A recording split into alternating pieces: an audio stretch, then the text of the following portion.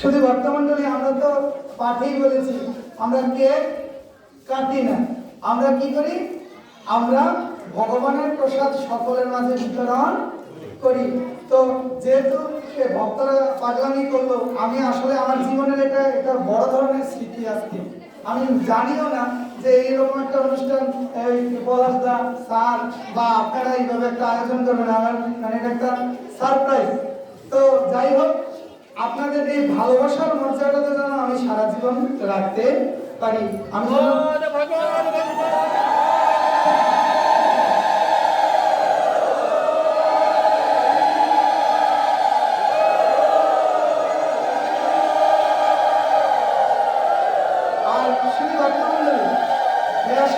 বসে কখনো কিছু আহার করতে নেই, সেজন্য আমি এখন কেক মানে কেক প্রসাদটা আমারই করে মুখে নিতে পারছি না।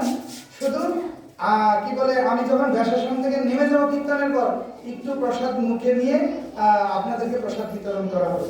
কারণ আমার গুরুদেব মর্যাদা আমাকে শিখিয়েছে, কি বলে, বেশি ঢং করতে গিয়ে সনাতন ধর্মটাকে নষ্ট করলে চলবে না। ঠিক আছে, আমরা এখন কি করব,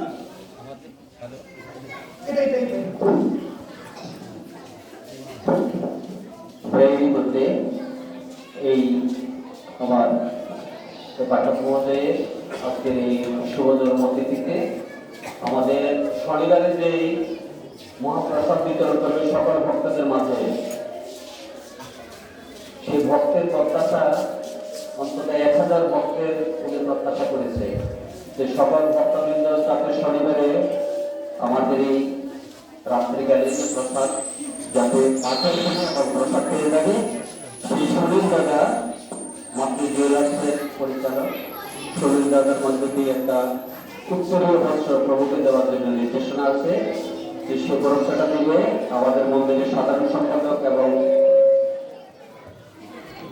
বাবু প্রবলিষ্ঠ মজুমদার, বাবু মিহিরুদ্দিন মহাজয় আছেন, শ্রদ্ধেয় আমাদের সকলের পূজনীয় শ্রদ্ধাভাজন বাবু।